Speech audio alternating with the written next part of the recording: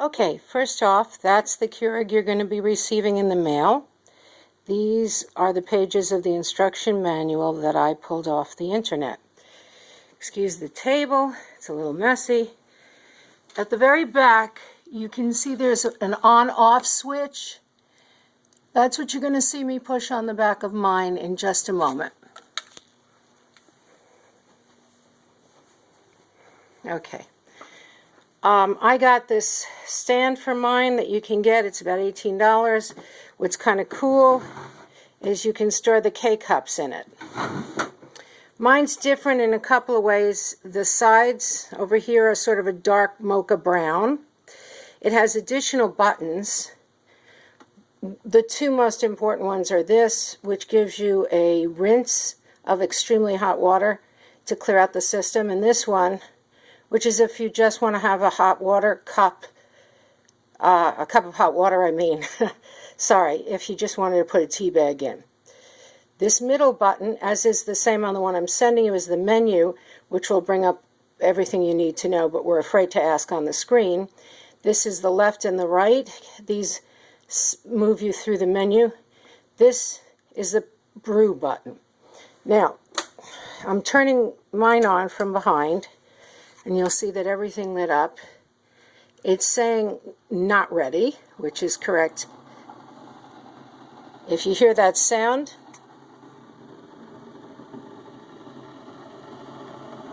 that's the sound it makes both when it's heating up and when it's brewing. Now, normally, that's how the Keurig looks. When you want to load it so you can make coffee, you open the top gently. Inside is this cup, and if you look close here, there's a piercing needle. Be very careful. This is where you put the cup in. I'm going to make some cider right now. Just got back from the park. It was a little chilly. I picked up for a few bucks this 56 K-cup holder, and I have some cider here. And I have coffees, and I have hot chocolate, and so on. Now, this K-cup goes into that centerpiece. Once the rumbling sound goes away, you'll say not ready yet, but you can close it, and it's going to puncture the top. Now, if you look closely at the video, you'll see mine says 5 different sizes, from what I'd say is espresso size or demi-tasse size, normal, fancy cup from your China type cup, small, medium, and this gives out approximately, I think, 13 to 14 ounces, which is what I like when I'm making my beverages.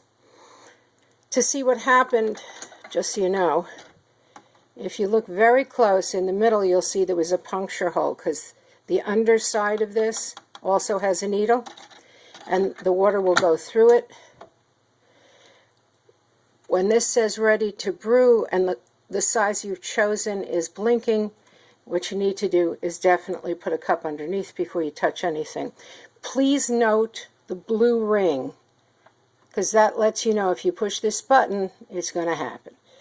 As far as the water compartment, the tank is 60 ounces. The one I'm sending you is also 60 ounces. You can get a 70 ounce if you so desire. It actually will tell you up here, by the way, when you need to put in water. My strongest suggestion, spring water, filtered water. So you can see it, I hope. Inside, there's this device. It's hard to see right now because of evaporative stuff. And attached to this, there is a filter. So it needs to be double filtered. It helps with not needing to descale. Let me get one of my mugs. My Coda mug. Okay, now since I let it sit, you see the light went off. You just open it up again, close it, the light goes on, the size blinks, and I just press once. Watch what the words, if you can get them in, I'm trying to get them in focus. There you go, watch. Brewing. You don't move anything. If you adjust the cup now, it could happen that it would spurt out. Unlikely, but it could. Okay, so now we just wait a few seconds. It's going to build up huge pressure. That's one of the things that makes the coffee so good. Not only is it fresh and boiling hot, it's pressed with high pressure through the system, which is up here. It goes into the top of the K-cup and comes out the bottom of the K-cup. Sort of looks like somebody peeing. Sorry about that. But it is apple cider.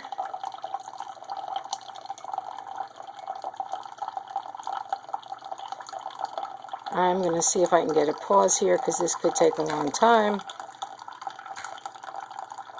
Oh no, here we go. We're almost done. That mug, just so you get an idea, is 15 ounces. Got it from the same company, Cafe Press, that I got the calendars made up with, and I sent pictures. I have one of Pad, one of Coda. Okay.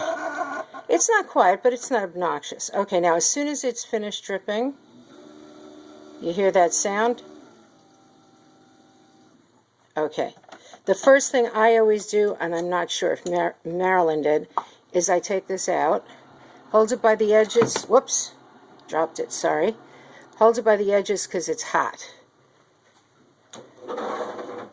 Sorry about the jumpy video, throwing in garbage.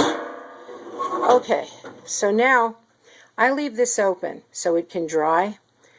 Every 20 cups, I do the rinse cycle. Now, you don't have to do that. It's just me. Now you can see it's telling me I need to add water. There is enough for another drink, but, you know, it's best to add water. So I use either the Brita filter that I have on my sink's faucet or bottled water, whatever. And that's that.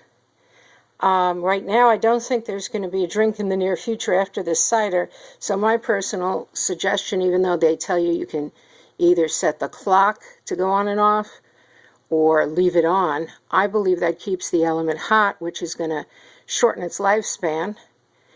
I close it. It's just a switch on a spring in the back, as I showed you. I turn it off. So that's my handy-dandy little explanation of how the Keurig works. The manual will tell you more. I've cleaned it both inside and outside, and I'll be packing it up and shipping it out within the next, say, 24 to 48 hours to you. Oh, something to see. This is how it looks if you take out the normal tray, which normally with a cup I would leave in. This is separate. You can clean it. And that holds up to 12 ounces if something happens by mistake. But when I put one of my travel mugs in, I remove this. If you ever want to make cold beverages, like there are certain coffee K-cups you can buy that are expressly made to be brewed and then put over ice. They're very strong versions of whatever the flavor is. You'd put it right here. Don't have one that's clean to show you. It's in the sink with my dishes. But anyway, you get the picture. After it's cooled down and the evaporation and any moisture has dried up in here, like before I go to bed, I close it. That's it.